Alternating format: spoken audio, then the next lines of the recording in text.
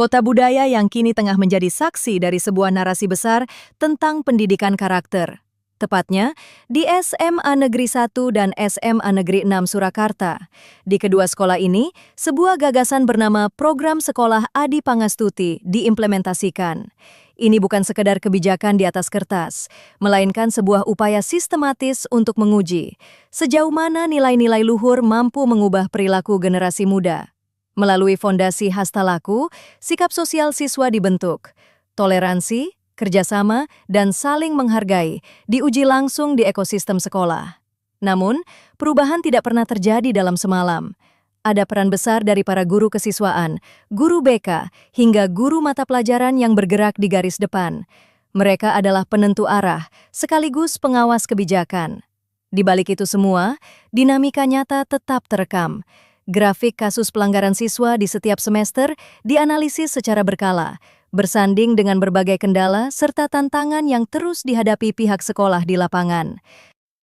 Lantas, bagaimana kondisi real karakter siswa sebelum dan setelah program ini berjalan?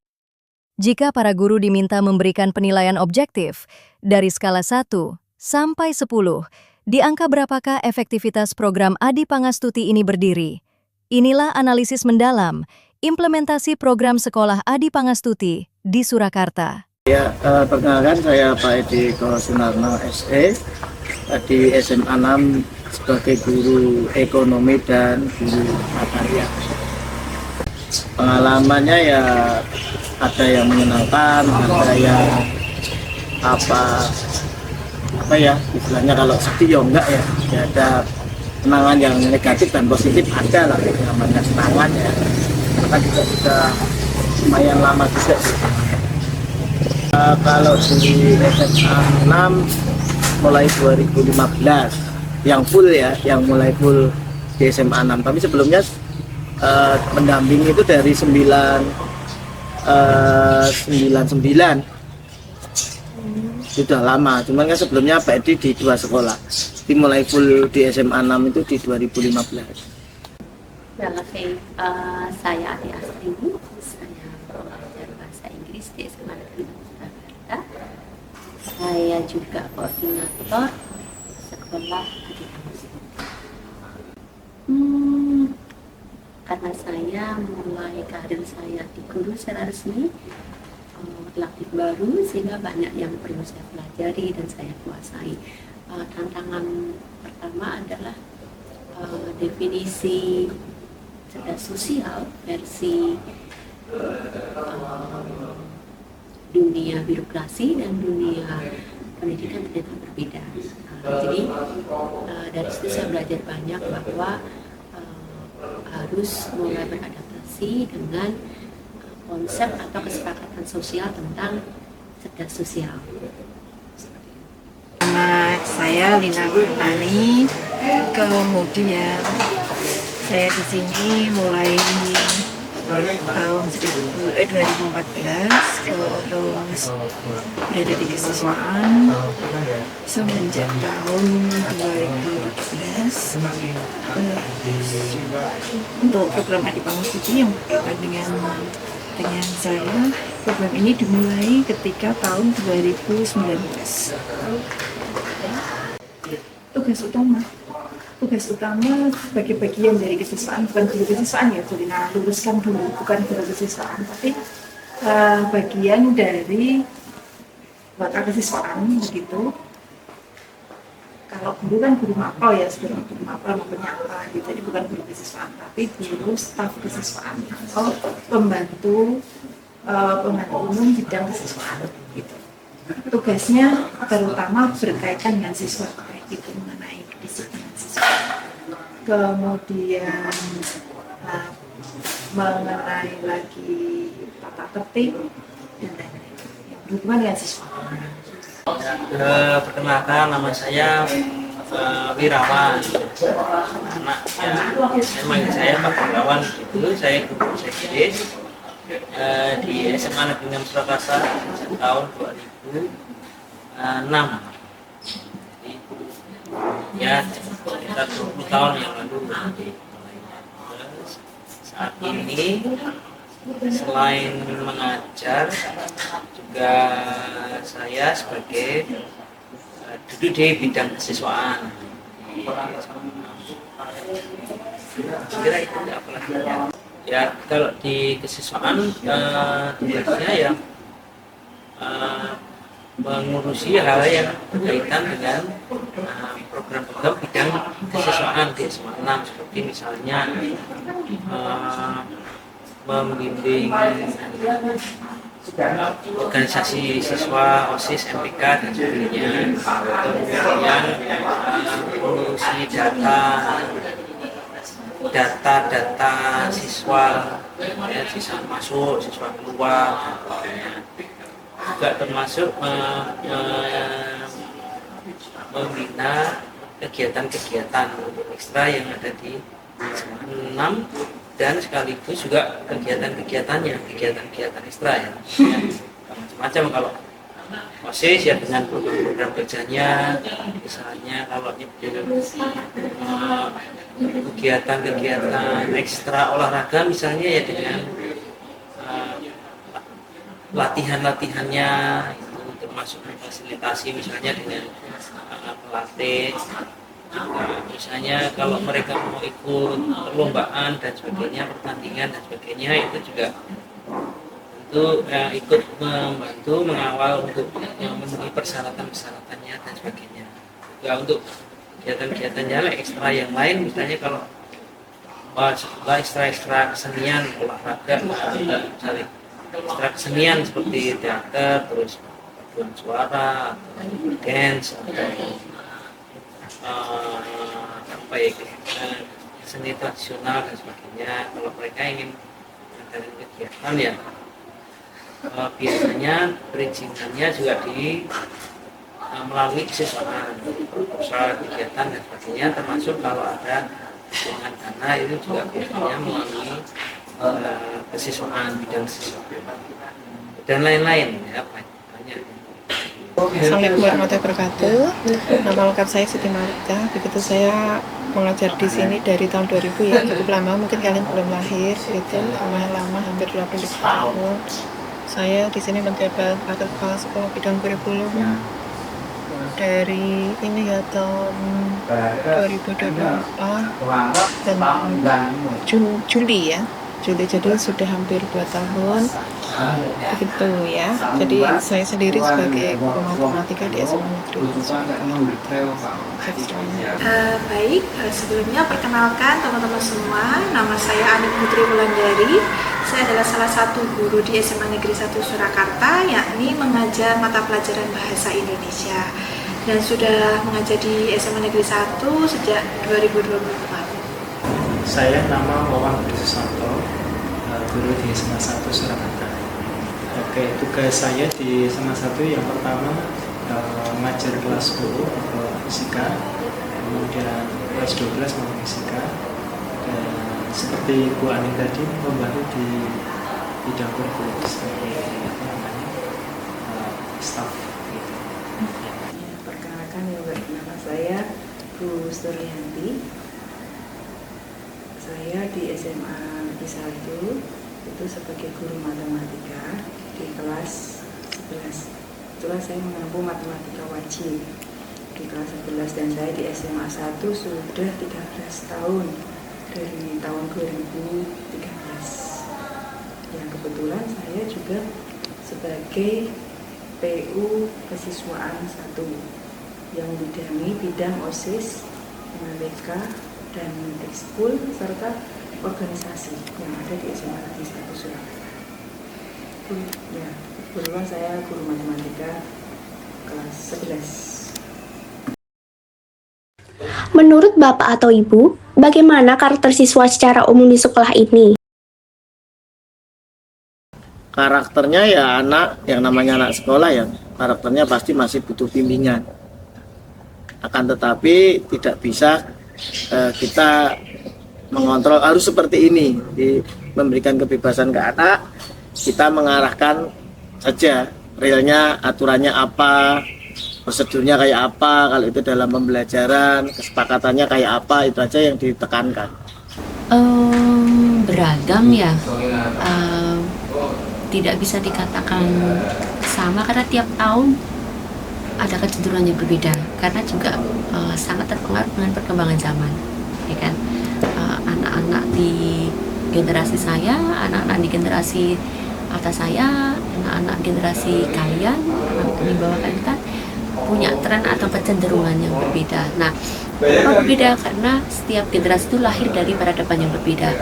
Budaya itu kan berkembang. Nah, yang terakhir generasi kalian itu 10 tahun terakhir ini saya mengamati ada perubahan yang sangat signifikan itu karena pengaruh media sosial, pengaruh borderless global lifestyle, kemudian pengaruh nutrisi, kemudian pengaruh pergerakan atau perubahan sosial di dalam masyarakat itu sendiri, kemudian perubahan sistem hukum yang berlaku di dunia pendidikan.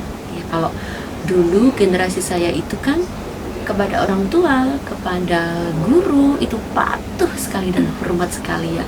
Nah, kemudian ada adopsi tentang hak asasi anak yang kemudian menurut saya definisinya mungkin belum sematang di budaya barat, sehingga yang disebut dengan hak asasi kemudian membuat anak-anak kita jujur itu fragile.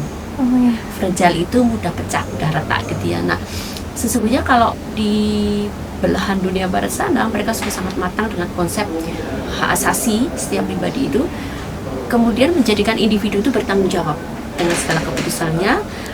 Individu itu kemudian tidak kemudian merugikan orang lain. Individu itu tidak kemudian tidak menghormati orang lain. Nah, mungkin yang disebut dengan hak asasi anak itu sedang belajar di Indonesia, sedang bertumbuh di Indonesia, menemukan bentuknya yang tepat dengan konteks budaya kita, ya kan. Nah, misalnya ada area yang sangat sensitif di kalangan Bapak Ibu guru, ternyata sangat tidak sensitif di kalangan anak. Benar nggak? Misalnya dari lesan, dari gestur, dari perilaku itu mengalami perubahan yang luar biasa seperti itu. Nah, kemudian di sekolah kita itu kan punya banyak karakter ya. Ada sekolah ramah anak, ada sekolah adiwiyata, kemudian ada sekolah berintegritas, ada sekolah adipangasuti. Kesemuanya itu dalam rangka untuk turut membentuk pribadi yang generasi kalian ini menjadi lebih utuh, dia sesuai dengan harapan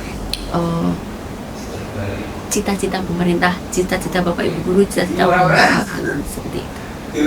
Karakter siswa beraneka ragam.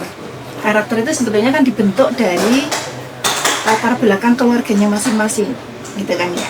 Masing-masing keluarga pasti memiliki cara mendidik anak yang berbeda-beda. Nah, karakter itu akan terbawa ke sekolah. Sebagian besar karakter dari siswa SMA Negeri 6 itu sebenarnya sudah baik sih.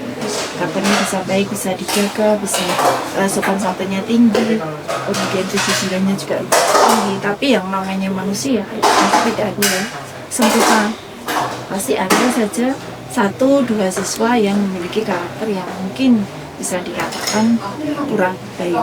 Tapi paling cuma 5 sekitar 1-5% keseluruhan siswa.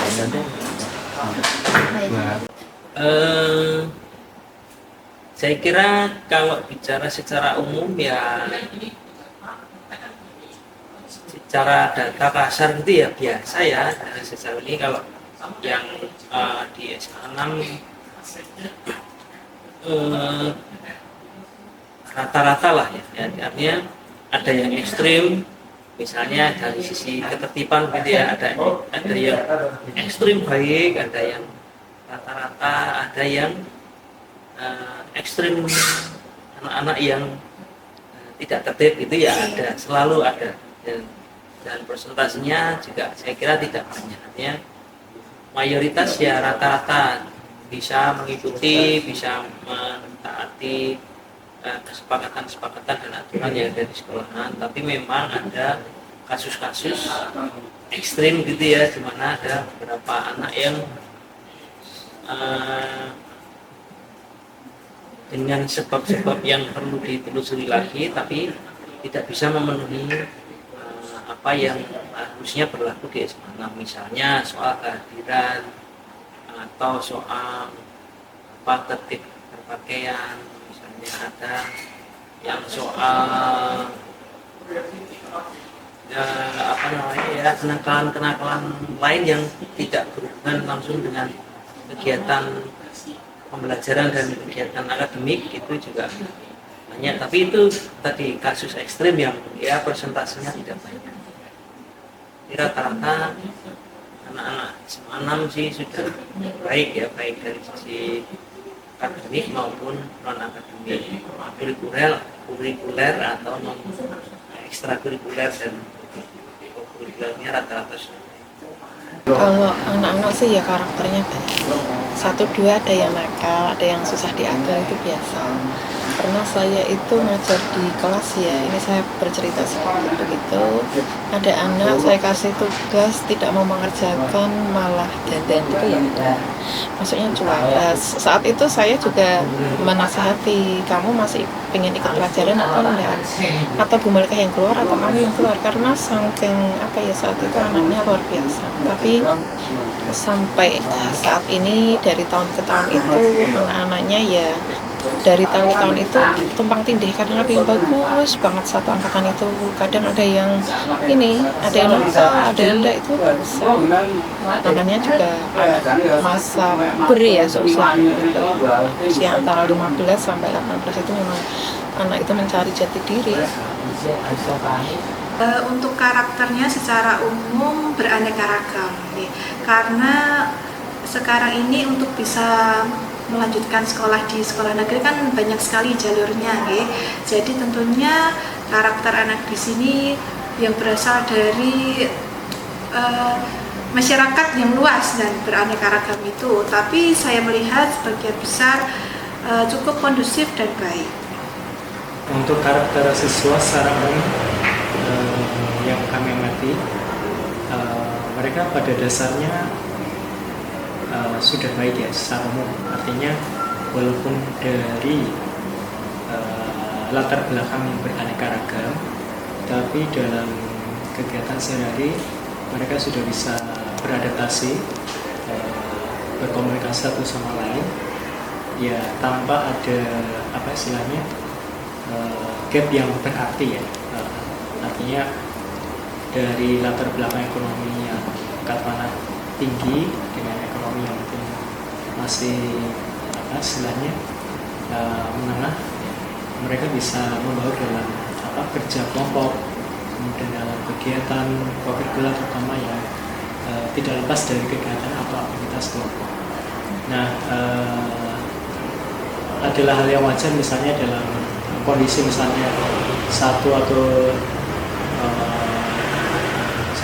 dua hal ya beberapa siswa kadang menunjukkan ya mungkin agak ekstra ekstra sikap atau apa, itu hal yang wajar karena mereka tahapnya masih pengembangan diri gitu. Saya kira itu bisa dimaklumi dan yang penting dalam batas tertentu mereka sebenarnya punya keunikan tersendiri ya, dalam arti masing-masing punya kelebihan yang sebenarnya perlu digali lagi ya, kita masih perlu untuk membantu mereka untuk menggunakan apa yang mereka unggulkan, saya kira itu.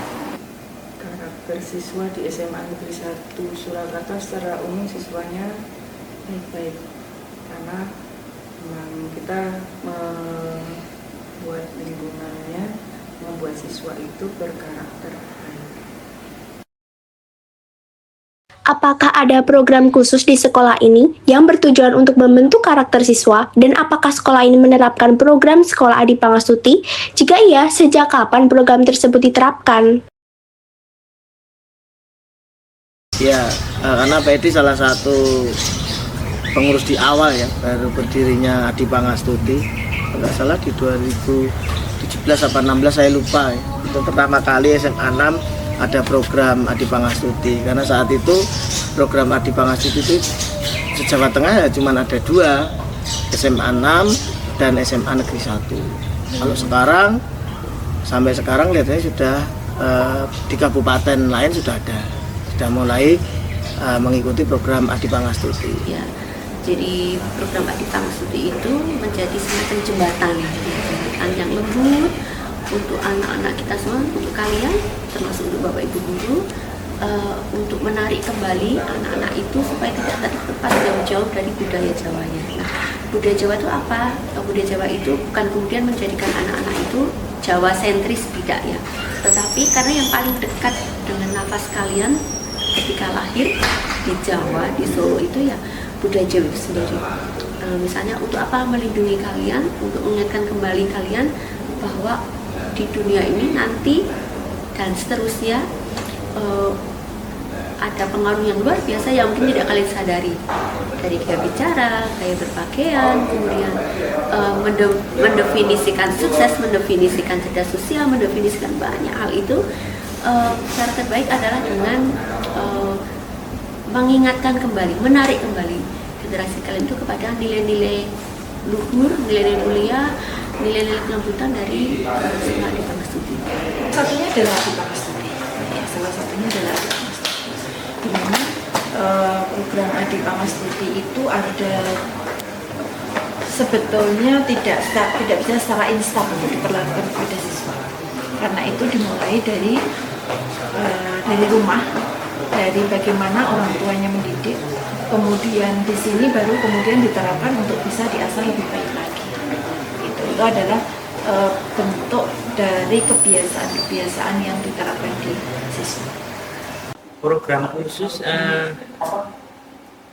malah kalau dibilang khusus begitu ya, sebenarnya tidak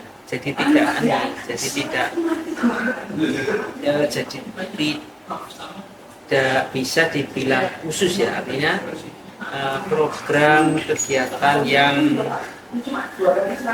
yang tujuannya untuk karakter siswa itu biasanya sudah melekat dengan program-program umum yang berjalan di SMA. Misalnya mengenai ketertiban biasanya juga itu sudah terakomodir di dalam kegiatan-kegiatan yang sudah berjalan. Misalnya yang sesederhana kegiatan apel dan upacara bendera itu yang juga dari situ ada pembiasaan untuk tertib di dalam kelompok, tertib secara komunitas untuk mengikuti kegiatan yang memang sudah diperjalankan secara tertib. Belum lagi di dalamnya pelaksanaan upacara itu kan juga banyak nilai-nilai yang bisa diresapi oleh anak secara intuitif, secara mungkin di bawah sadar ya, tapi itu melekat. Nilai-nilai Pancasila, nilai-nilai kebangsaan dan sebagainya itu pasti juga sudah meresap melalui program yang seolah-olah ya kegiatan yang rutin aja. Untuk mengenai karakter sosial ya, misalnya nilai-nilai kesopanan dan sebagainya, itu kan setiap hari Bapak Ibu guru itu kan kasih di depan itu ya, di dekat meja piket penyambutan depan itu di lobi, baik di utara atau di tengah atau di lokasi selatan, itu kan pasti ada Bapak Ibu guru yang standby di situ untuk menyambut anak. Nah itu juga kan dari situ ada itu penanaman nilai-nilai tadi ya, kesopanan, nilai-nilai bahwa kita membiasakan diri untuk kalau bertemu dengan sesama warga sekolah itu saling menyapa, saling bertegur, saling senyum, saling menyalami dan sebagainya itu juga. Dan lain-lain banyak ya, saya kira tidak bisa disebut program yang khusus gitu ya, sehingga. Tapi kalau mau membicarakan yang khusus seperti itu, barangkali mungkin salah satunya itu adanya bahwa SMA 6 ini itu juga berpredikat sebagai sekolah adiwiyata yang bekerja sama dengan Yayasan Solo Simfoni itu sejak beberapa tahun terakhir kita selalu terlibat dalam program-program yang kalau sejauh saya memahami ya, itu utamanya adalah penanaman nilai-nilai yang disebut atau di branding sebagai hastawaki atau nilai-nilai nilai-nilai yang digali dari falsafah dari Jawa sebagai karakter siswa atau karakter siswa-siswi terutama di Jawa Tengah ini. Kasta itu 8, laku itu namanya ya laku apa sikap. Saya apa enggak ya kalau nyebut nanti. Ya diantaranya ada tepos liro, ya ada apa namanya. Ya, coba nanti dilihat lagi ya, kalau dadaan gini saya sering lupa karena ada 8 nilai itu intinya. Ya itu juga begitu, penanamannya juga tidak mungkin lalu penanaman nilai laku itu ya sudah diakomodir di dalam berbagai kegiatan ya. Kegiatan tadi juga yang sudah saya sebutkan dan kegiatan lain selain itu juga melalui KPM atau pembelajaran. Jadi Bapak Ibu guru itu dalam membuat perencanaan pembelajaran itu di dokumennya, di berkasnya itu, berkas perencanaan pembelajaran itu pasti dicantumkan itu nilai apa yang dengan kegiatan ini diharapkan akan tertanam juga di anak-anak. Misalnya nilai posiro apa ini melalui misalnya rencananya ini kerja kelompok, berdiskusi dan sebagainya. Di sana ada skiro, ada andap asor, ada mana apa misalnya ya kerjasama dan sebagainya, itu pasti juga biasanya terakomodir di kegiatan pembelajaran dan lain-lain ya, dan kegiatan sekolah rata-rata di dalam apa namanya faktor pertimbangannya, latar belakangnya, tujuannya itu pasti ada itu disisipkan nilai-nilai. Kalau pertama itu memang karakter itu kan masuk di dalam pembelajaran. Setiap modul ajar yang dibuat Bapak Ibu guru itu ada yang namanya profil lulusan, 8 profil lulusan. Jadi 8 profil lulusan itu salah satunya adalah anak itu harus kerjasama, berkolaborasi, itu harus itu ya, di situ ada. Jadi salah satunya kegiatan yang biasa dipakai anak-anak di kelas itu kan mereka diskusi ya. Salah satu bentuknya adalah diskusi, kemudian presentasi di kelas, bagaimana menyampaikan ide-idenya, kemampuannya bersosialisasi dengan teman-teman gitu ya. Selain itu kan kita dikenal sebagai sekolah Adi Pangastuti ya, itu salah satu model pembelajaran yang mengedepankan karakter. Di sana dengan 8 laku ada aksor gitu ya, kemudian andap asor lebah manah gitu ya, lebih banyak ke bahasa Jawa ya. Kalau andap asor itu dengan siapapun itu menghormati, dengan yang lebih tua itu kalau ketemu itu dingklok gitu ya, jadi nggak ketemu orang yang lebih tua itu langsung seakan-akan nggak kenal, itu jangan sampai. Itu kalau dalam budaya Jawa namanya andap asor.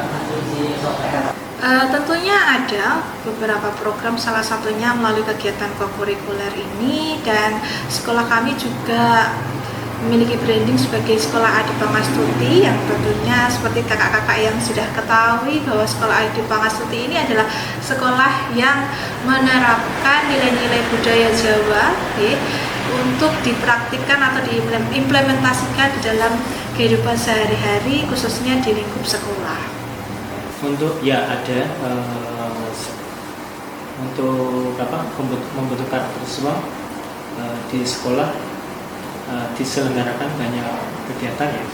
Yang pertama dalam hal bidang kerohanian, itu setiap bulan itu ada kegiatan istilahnya pengajian ya, untuk yang beragama Muslim, beragama Islam. Sementara untuk kegiatan selain yang beragama Islam juga ada aktivitas kerohanian, itu yang pertama dalam bidang spiritual. Kemudian dalam kegiatan pengembangan diri, mereka difasilitasi untuk memilih ekstrakurikuler yang mereka minati ya. Ada yang dalam bidang OSN, kemudian ada yang bidang kedisiplinan seperti paski, ya kan? Kemudian pramuka, kemudian karya tulis atau karya ilmiah remaja ya. Misalnya untuk mengarah ke bidang opsi dan seterusnya. Itu kurang lebih untuk program Adi Pangastuti itu termasuk bagian dari program unggulan di SMA Negeri 1 Surakarta, dan itu dimulai sejak eranya di kepala sekolah Boyer Meningsih kurang lebih tahun 2002 kalau nggak salah. Waktu itu pas setelahnya setelah COVID ya kurang lebih 2000 sebelum COVID juga pernah 2018 2019 lah pernah ya, itu sebelum COVID pertama, kemudian setelah COVID digalakan ya kurang lebih 2018 2019 kita sama-sama solo bersimpati. Itu berarti kita sebagai salah satu yang utama adalah SMA 1 itu sebagai sekolah di Pangastuti. Nah, selain itu juga ada sekolah ramah anak. Kita termasuk sekolah ramah anak. Terus sekolah ramah anak itu kan berlanjut ke sekolah siaga kependudukan. Selanjutnya di Semasa juga sebagai sekolah berintegritas, dan yang terakhir itu sekolah anti narkotika.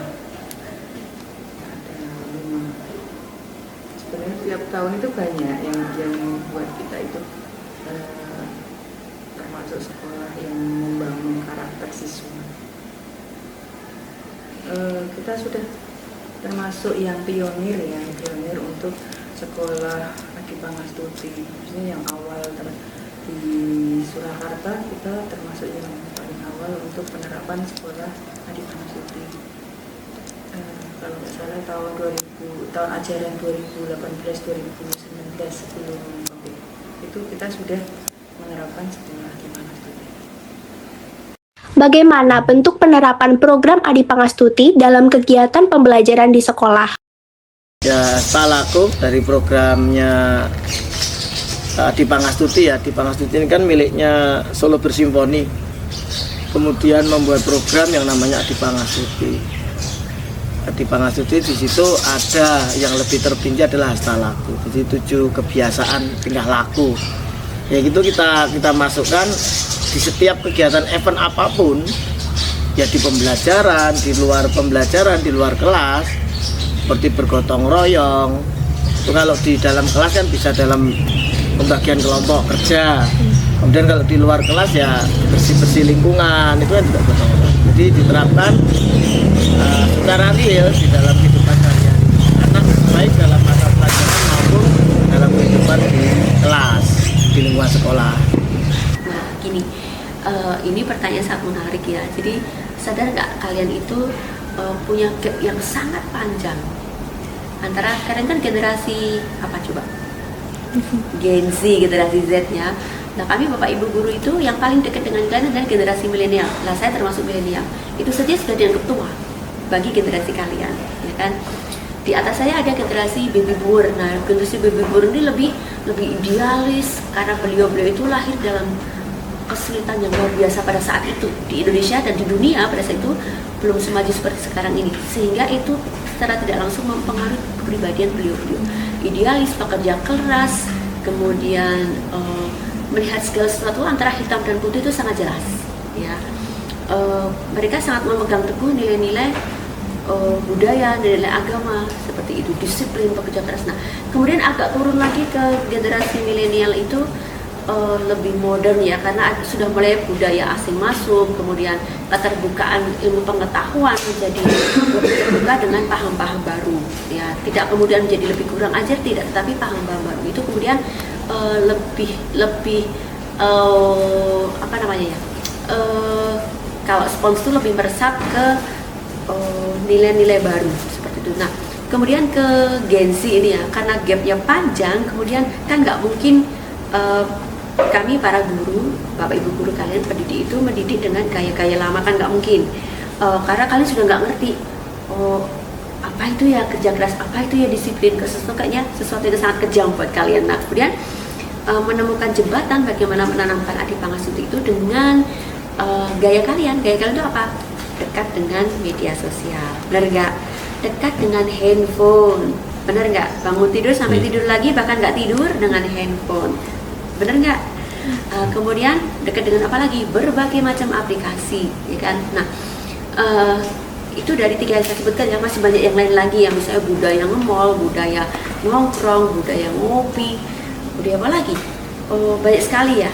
Nah, kemudian bagaimana insersi, mengintegrasikan atau memasukkan atau menyusupkan budaya yang positif yang mungkin kalian anggap tuh kuno, kalian anggap tuh aneh, kalian anggap tuh kaku banget, itu melalui kegiatan yang dekat dengan kalian. Contohnya adalah bagaimana sih kalau kalian menyinggung perasaan teman, kemudian dikomunikasikan dengan komik gitu ya. Kalau kalian ngomong ceramah itu pasti temanmu belum mulai ngomong sudah pada berlarikan, apalagi ikut apalagi ngaji apalagi kan gitu. Nah, kemudian dengan berbagai keunikan kalian, dengan berbagai media sosial itu, kalau bahasa modernnya sekarang adalah brokoli dalam pasta. Brokoli itu nggak banyak yang suka kan, apalagi kalian Gen Z ya.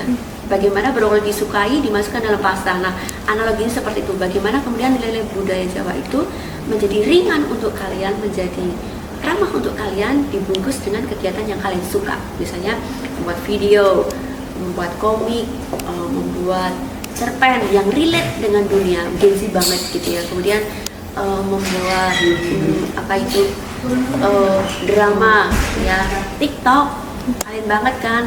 Nah, dengan menyisipkan misalnya ada yang unik gitu ya, di generasi Z itu pakai lipstick ke sekolah tuh something common gitu ya. Setelah biasa-biasa aja kali ini, jangan kuno-kuno banget ya. Nah, padahal dari sisi kesehatan, dari sisi etika itu belum saatnya. Nah, kemudian bagaimana sih mengkomunikasikan jangan pakai lipstick dengan cara yang menyenangkan. Nah, saya dengan poster, dengan komik, dengan drama seperti itu. Kenapa nggak boleh pakai lipstick? Karena kalian masih dalam masa pengasuhan. Kan mungkin kalian sama ini bertanya-tanya, kok nggak boleh pakai lipstick sih? Kok Misati boleh? Boleh, karena Misati sudah tua ya. Karena kalau sudah seusia Misati dan bapak ibu yang lain, lipstick itu bagian dari etika untuk orang bekerja. Lah, kalian ke sekolah kan tidak bekerja. Kalian sekolah untuk apa? Dididik, ya kan? Nah, masa dalam pengasuhan belum boleh pakai lipstick. Akan tanda tanya besar, anak sekolah pakai lipstick pasti tanda tanya besar seperti itu. Dan dari kesehatan kulit kalian belum boleh terpapar apa bahan kimia seperti itu.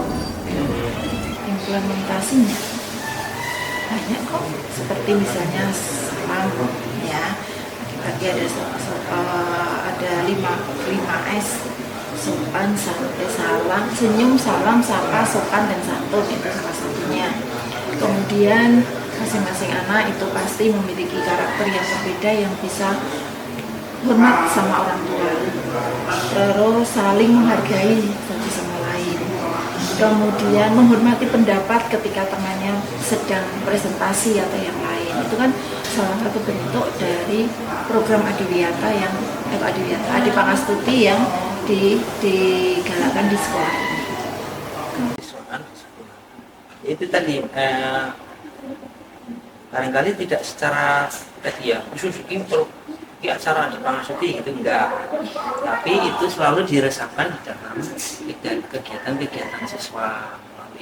Ketika siswa membuat menyusun program, itu pasti nilai-nilai Adipangasuti itu dimasukkan ke situ, baik secara formal di dalam proposal atau juga ketika dalam konsultasi mengenai pelaksananya nanti gimana kegiatannya, itu pasti dimasukkan ke situ. Selain itu juga kalau ditanyakan khusus ke kesiswaan sih, karena tidak seperti itu sifatnya. Ini penerapan program Adi Pangasuti itu kan kegiatan yang menyeluruh ya, jadi tidak bisa dikhususkan di kesehatan. Jadi kegiatan sekolah secara umum pasti ada itu penerapan. Memang itu ada tulisan-tulisan di setiap tangga. Itu salah satu dari model pembelajaran kita dengan Adi Pangasuti. Jadi harapannya sekolah itu begitu anak masuk kelas, oh ada asar, terpasaliro, kemudian nambah mana, itu akan terpatri di hati mereka. Jadi anak itu kalau setiap hari kegiatannya ketemu orang dengan orang, menyapa, sopan, itu adalah salah satunya di situ. Jadi ketemu teman dengan teman gitu juga. Walaupun mereka ini ya pernah berselisih atau mungkin saat itu juga berselisih, tapi harapannya ya jangan sampai kedawan-dawan, jangan sampai berkepanjangan, langsung segera minta maaf gitu. Kegiatan pembelajaran ya, harus pembelajaran atau boleh yang lain? Yang lain dengan Baik, untuk penerapan Adi Pangasuti, sekolah Adi Pangasuti di dalam, khususnya di SMA Negeri 1 Surakarta banyak sekali ya, tidak hanya di dalam pembelajaran saja, tetapi juga melalui pendidikan karakter, kegiatan kokurikuler, kemudian juga banyak sekali ya kegiatan-kegiatan siswa yang mungkin di bawah naungan OSIS, yang kami juga memperhatikan bagaimana sih kami sebagai brandingnya itu sekolah Adi Pangasuti. Oke, untuk penerapannya kalau di awal dulu itu ada kayak semacam MOU ya dengan Solo Brave Symphony. Jadi ada beberapa kegiatan seperti kayak membuat mars sekolah Adi Pangasuti. Nanti bisa dicek di di YouTube-nya kalau nggak salah. Kemudian membuat, kalau kalian cermati di di beberapa tembok atau dinding itu ditempel istilahnya tentang karakter dari asal laku. Nah itu bagian dari kampanye untuk program Adi Pangasuti ya, yang menyiratkan tentang istilahnya perilaku yang masih erat kaitannya dengan asal laku ya, yang menjadi ciri khas dari Adi Pangasuti gitu. Kemudian yang berikutnya yang saya ingat itu dalam dalam khususnya itu dalam bahasa Jawa gitu ya. Dalam bahasa Jawa, karena kebetulan yang mengajar bahasa Jawa itu juga bagian dari Solo Brave Symphony Bu Yudianti tadi. Beliau juga menekankan tentang sikap bahasa laku dalam pembelajaran bahasa Jawa ya. Mulai dari misalnya dalam penerapan drama sebagai tugas akhir di kelas 12. Nah di situ beliau menyiratkan nilai-nilai khas dari pembelajaran asal laku di dalam drama tersebut yang akan bisa disampaikan pada audiens yang melihat gitu saya kira. Bentuk pembelajaran di sekolah. Sekolah Adi Pangasuti itu kan punya program utamanya adalah hasta laku. Nah, di hasta laku itu ada 8 karakter baik. Kebetulan sebelum hasta laku itu berlaku di sekolah Adi Pangasuti, kita sudah menerapkan 5S dalam setiap kesempatan untuk setiap anak. 5S itu terdiri dari senyum, salam, sapa, sopan, santun. Nah, dari karakter itu setelah kita masuk ke sekolah Adi Pangasuti, itu kita terapkan yang hasta laku. Dimana di hasta laku kan anak-anak diharapkan di setiap pembelajaran itu menerapkan 3G lepat. 3G lepat itu berarti kan gotong royong, Begitupun G4, apalagi ya G-nya, Grafia Semana, terus Lembah Mana, dengan siapa saja, terutama dengan guru, dengan teman-temannya. Terus Pak itu berarti 3G lepat, apalagi ya Bren? Pangerten sama Teposeliro, ya harus hafal memang ya. Nah, anak-anak diharapkan menerapkan itu di setiap pojok-pojok itu. Kita buatkan kayak tempelan flyer di mana di situ itu kita ada terapannya, misalkan Teposeliro itu artinya apa, biar anak itu bisa membaca sendiri, terus menerapkan bentuknya itu seperti apa. Ada foto juga, misalkan Grafia Semana itu yang seperti apa atau gitu. Kalau nanti muter ke SMA 1 lingkungan itu ada yang dari pengertian-pengertian dari 3G lepat tadi yang bisa dilihat anak-anak secara langsung dan diterapkan anak secara langsung. Apakah terdapat perubahan perilaku siswa setelah program Adi Pangastuti diterapkan? Ya, perubahannya ada ya. Jadi perubahan anak yang dulu mungkin sudah memahami tapi belum melakukan, ya sekarang sudah mau. Sebenarnya anak-anak itu sudah tahu, cuman kan Adi Pangastuti atau Hastalaku itu kan dilakukan, tidak cuman diketahui aja. Kalau dipahami nggak dilakukan ya juga percuma. Tahu gotong royong, tapi kalau nggak mau gotong royong kan juga repot. Lembah Mana, ada Pansor, itu kalau nggak dilakukan ya percuma kalau sekedar cuma jadi wawasan ilmu, karena itu adalah ilmu real. Minimal orang kalau sudah tahu yang benar dan salah, otomatis akan jadi lebih sensitif.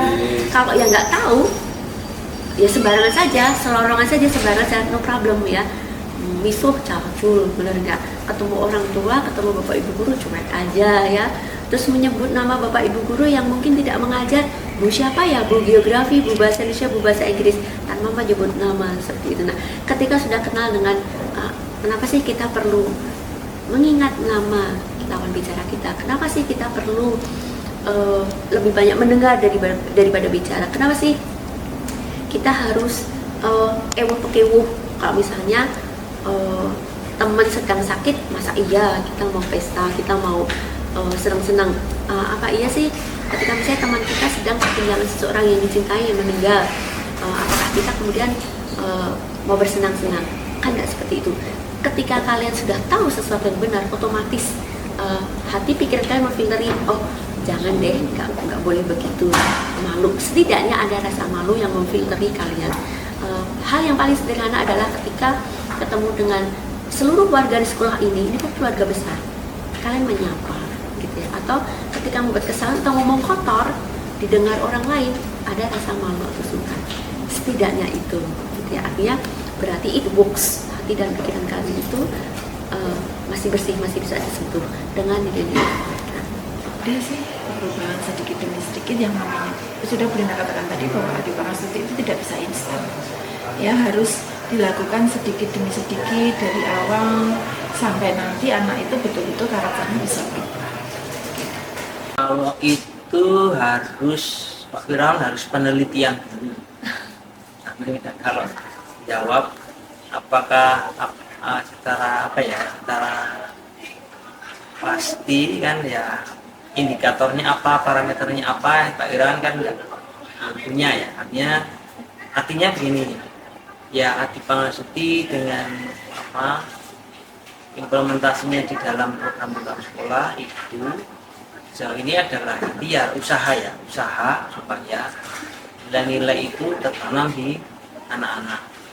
Kalau lalu lebih jauh ditanyakan apakah ada perubahan perilaku, coba nanti diteliti dulu.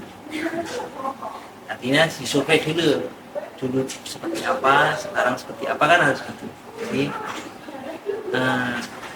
supaya Pak Wirawan jawabnya nggak ngawur. Ya. Menurut Bapak, apakah program Adi Pangastuti membantu membentuk karakter siswa? Terus tolong memberikan dari rating 1 sampai 10 untuk program ini. Ya tadi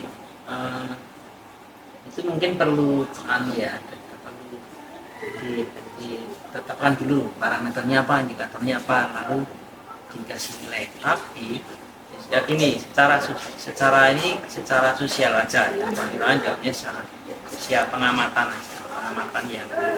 yang tidak terlalu tidak terlalu ilmiah gitu ya, pengamatan sehari-hari. Kenyataannya lalu memang teman-teman yang secara aktif terlibat dalam kegiatan-kegiatan implementasi program Adi Pangasuti itu bisa menjadi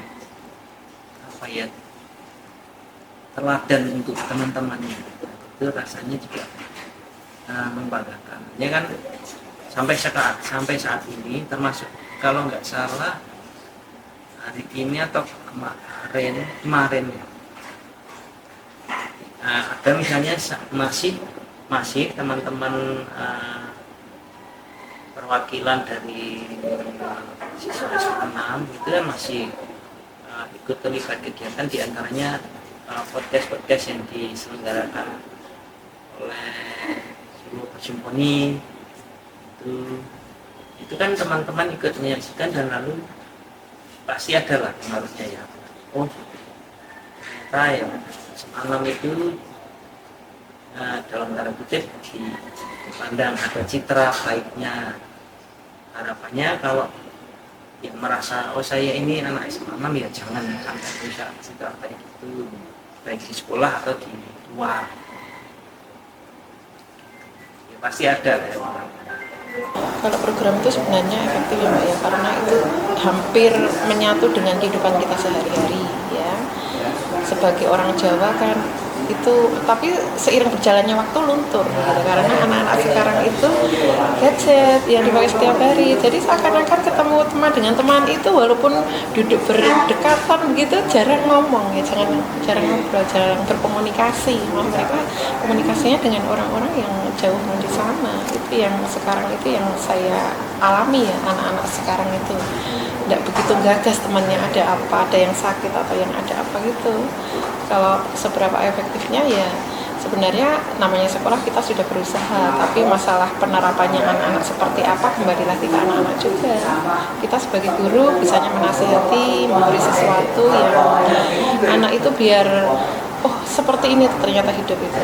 Ketemu orang itu harus seperti ini. Ada orang sakit kita harus membantu. Ada orang yang membutuhkan kita mungkin kurang, ada yang ini nggak bawa uang saku, kita harus meminjami dulu atau mengasih sesuatu. Tentunya program Adi Pangasuti ini sangat mempengaruhi karakter siswa ya, karena mulai dari siswa pertama kali kegiatan MPLS datang, kita perkenalkan branding kita sebagai sekolah Adi Pangasuti, juga melibatkan para pengisi Adi Pangasuti dari Solo Bersimfoni ya, untuk kegiatan MPLS atau perkenalan dengan siswa-siswi baru di kelas 10. Kemudian kami juga menerapkan 5S, senyum, sapa, salam, sopan santun, yang setiap hari teman-teman untuk siswa-siswi yang baru datang bisa menyambut Bapak Ibu guru yang di depan gerbang bisa menyambut siswa-siswi yang baru datang. Kemudian juga melalui kegiatan kokurikuler di SMA Negeri 1 Surakarta. Untuk perubahan perilaku saya kira sedikit banyak akan mempengaruhi, karena sekali lagi program ini juga akan mengingatkan kepada jati diri dari warga sekolah sebagai orang istilahnya yang tinggal di Jawa ya kan. Artinya mereka juga tidak lupa dengan akar budayanya mereka itu sendiri, saya kira. Menurut saya itu sebagai bagian dari ikhtiar untuk efektivitasnya, saya kira itu juga cukup efektif dalam arti dengan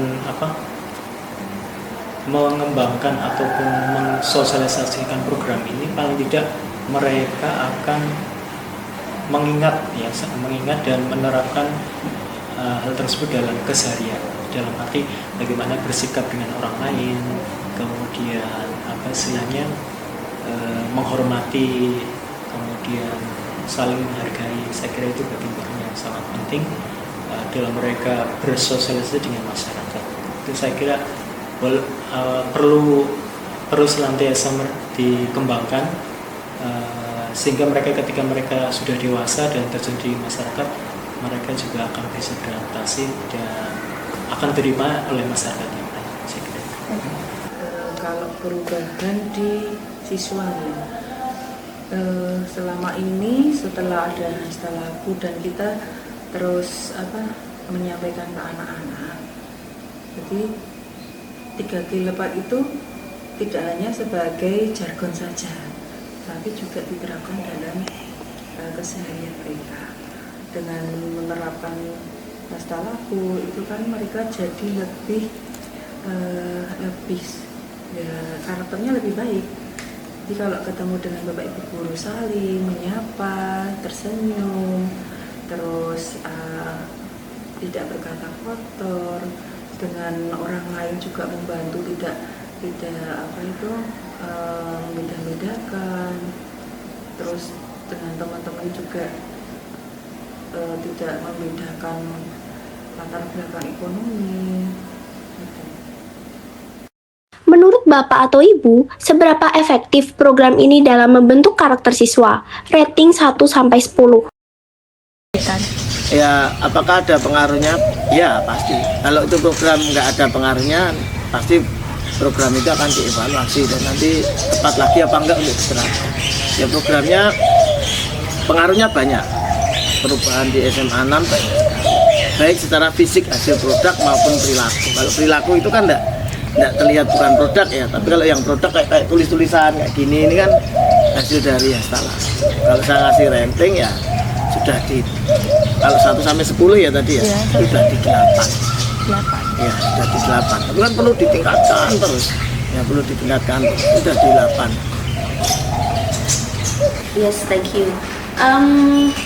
Namanya mendidik, namanya mengajari sesuatu yang baru itu tidak bisa kita rating dalam waktu singkat. Itu proses yang sangat panjang ya. Tetapi ada yang kalau dalam bahasa psikologinya itu yang dari rumah terus dengan baik, terdidik dengan sangat baik oleh lingkungannya dan keluarganya dan agamanya. Ada yang anak yang mudah dibentuk, ada anak yang butuh waktu yang sangat panjang untuk dibentuk karena latar belakangnya biasanya banyak trauma yang anak tersebut tidak paham atau belum paham karena masih anak-anak. Kalian masih anak-anak di bawah 18 tahun itu kategori masih anak-anak, kalian belum dewasa secara psikologi, baik secara psikologis, secara spiritual dan secara mental. Nah, kalau kemudian kita mengukur, kita tidak bisa mengeneralisir ya. Ada anak yang begitu dilihat saja sudah bisa mengerti, oh ada yang salah. Ada anak yang berkali-kali itu nggak berubah-berubah juga. Itu kenapa? Karena di lingkungannya masa kecilnya sejak lahir itu sudah mengalami trauma, ada penolakan. Jadi tidak sesederhana itu kita mengatakan, oh sudah berubah, belum bisa. Ya, sudah mau mendengar saja, sudah mau datang ke sekolah saja itu sudah ada perubahan. Dan jadi kalau kita mau buat skala itu tidak bisa kita buat secara umum, tapi kita melihatnya per kasus. Ya. Oh sudah mau datang ke sekolah, sudah ada perubahan, alhamdulillah. Oh sudah mau menyapa, alhamdulillah. Oh sudah tidak pakai lipstik yang warnanya lebih menyala dari ibu-ibu gurunya. Oh sudah tidak ngomong kotor lagi. Nah, kalau saya berikan skala 1-10 secara umum sudah di angka 8 ke angka 9 ya, belum ke 10. Karena proses perubahan itu memakan waktu sekitar 40 hari jika dilakukan terus-menerus. Nah, seringkali proses perubahan ini kan nggak bisa konsisten karena kalian tidak hanya belajar tentang Adi Pangasuti, tapi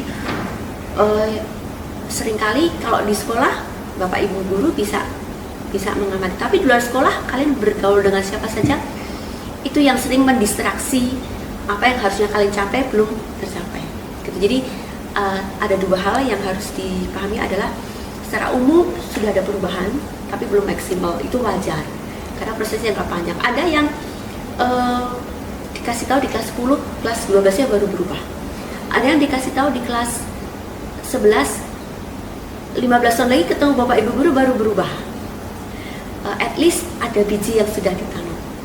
Entah kapan itu menuainya, tapi ketika ada sedikit rasa malu itu sudah mulai perubahan. Jadi ada dua ya, satu secara umum berubah di angka 89. Kalau ada yang belum berubah, setidaknya biji itu sudah kami semuanya. Nah itu kita melihatnya nanti, nggak bisa sekarang ini. Gitu. Ya, 8. Iya.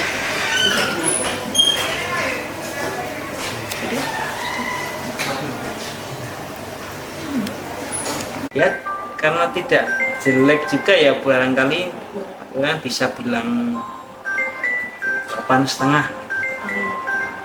Kalau namanya karakter itu nggak bisa dinilai Mbak secara angka ya. Nggak bisa, mereka bisa dinilai dengan deskripsi. Anak ini baik, anak ini ramah, anak ini rajin.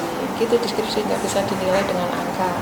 Angkanya 4 atau angkanya berapa gitu ya. Kecuali kalau ratingnya ini ya kayak Gojek, kemudian kayak GoFood, kita ada ratingnya karena kita kepuasan gitu, kepuasan seorang pelanggan atau nasabah. Tapi kalau di sekolahan kita dalam bentuk rapot itu baik, minimal baik, karakter itu kita tuliskan minimal baik. Itu nggak ada yang kurang. Sebab kalau kurang itu udah anak itu dianggap memang tidak punya karakter yang bagus gitu. Gitu. Ya, kami sangat menerapkan hal tersebut, menerapkan Adi Pangasuti itu sehingga menurut saya ratingnya 9. Ya. Terima kasih Bu. Saya kira ya saya beri rating 8 lah, ya kan? Saya beri rating 8. Karena kenapa saya beri rating 8? Karena keterlibatan siswa dalam melaksanakan program ini itu termasuk hal yang membanggakan ya. Misalnya produk-produk yang mereka buat seperti poster, seperti apa istilahnya karya-karya yang ditempel dinding itu sangat luar biasa ya. Artinya originalitas mereka itu teruji di situ. Itu semua benar-benar apa istilahnya dari siswa juga kolaborasi dengan bapak. Program Hastalaku ini sangat efektif ya, karena kan kita sebelumnya juga sudah menerapkan 5S dan itu relate banget dengan Hastalaku kan, dengan program dari sekolah Adi Pangasuti ini.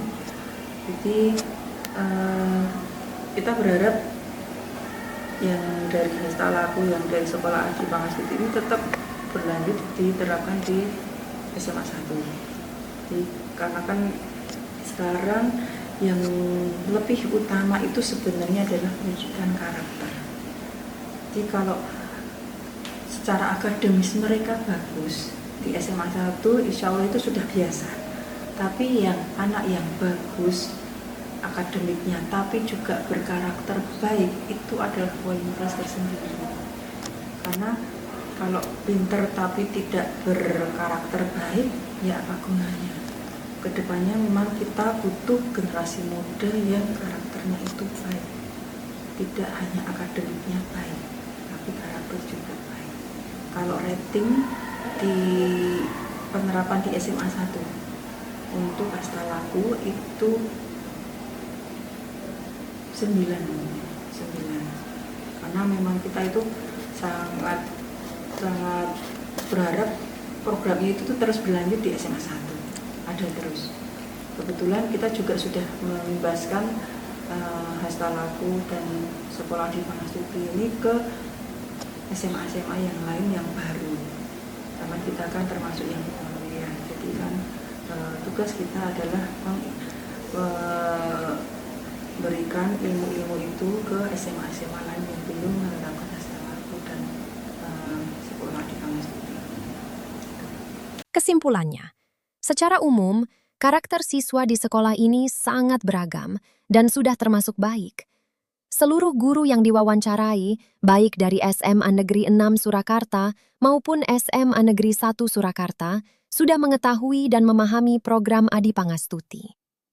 Program ini sendiri diterapkan sejak tahun 2018 hingga 2019 oleh Solo Bersimfoni, dengan SMA Negeri 1 dan SMA Negeri 6 Surakarta sebagai pencetusnya. Bentuk penerapan program Adi Pangastuti di lapangan diterapkan langsung pada kegiatan sehari-hari. Seperti memberikan salam kepada guru di pagi hari, saling menyapa saat bertemu, serta menghormati guru dan orang tua. Untuk perubahan pada karakter siswa, pastinya ada. Namun, hasilnya tidak dapat dilihat secara instan.